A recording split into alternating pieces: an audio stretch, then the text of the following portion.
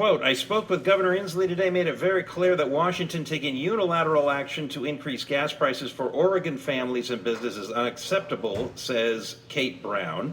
You've got legislators in Alaska who, again, want to start taxing fish and other marine life that is headed to Washington state. You've got Idaho up in arms. I mean, this is exactly what happened. Retaliatory taxes are the automatic response. Governor Brown's line is a joke. The state of Oregon charges $300 million on Washingtonians that cross the border to work there every year. So the idea that, this 6-cent tax on fuel that's polluting our communities is some onerous burden while her state basically lives off of Washington state residents. $300 million that our residents aren't benefiting from, that they're paying in income taxes to Oregon. The fact that she dares say a word is just a joke.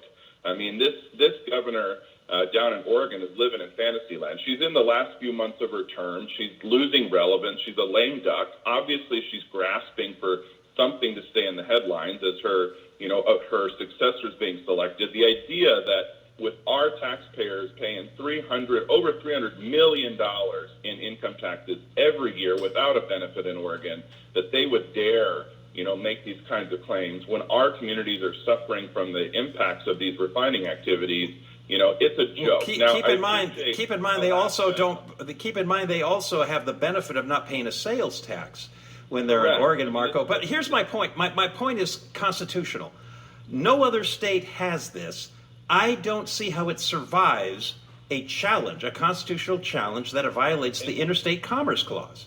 And that's also not entirely true, John. There are taxes on fuel that travels across state lines, and at least have been in at least 3 other states. In Florida, they had a tax on unlicensed fuel distributors that were exporting tax, and a court upheld that. In Tennessee and Texas, now they're smaller taxes. I'll give you that a disclaimer, but there are states that have placed taxes on export fuels because there are impacts of this activity. Ours is larger in scale, but we believe, in light of the precedent and in light of the court decisions we found, that this is constitutional. Now, what I can guarantee you is, one of these states is going to sue, and a court will tell us whether this is constitutional. And, that's part of why we delayed the tax to not take effect for a year, because we know there's going to be some legal challenges.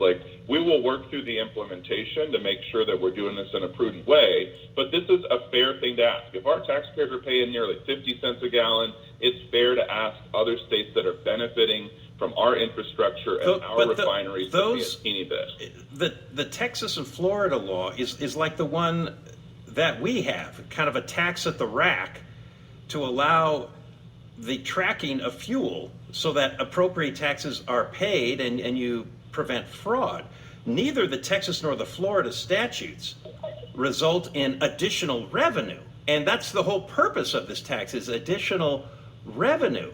So, I think you're comparing an apple with an orange there. But the nexus for this revenue and the reason for this revenue is because these refineries benefit from our transportation system and they have an impact on our state. As they do around the country in every other state that has a refinery. And the fact that those states have chosen not to do this is their public policy choice. We in Washington are saying because it's not constitutional. It's our choice to make. Neither of us can resolve that. It'll be a court that resolves that. I believe it is constitutional. Okay, Marko, we have 40 seconds left. If this the House does not support this particular part of the bill and it goes away, how do you fill that hole? We got 30 seconds. Cross that bridge when we get to it. Currently the House committee approved the bill with the export tax in it. We're continuing in that direction. If something changes, we'll deal with it when we cross that bridge. But at this point, the plan is to proceed with the bill as it was passed out of the House committee, and I support that. Once again, thank you for coming on the show. We always have great conversations when you do. Appreciate you making the time. Look forward to another conversation if you're up for it.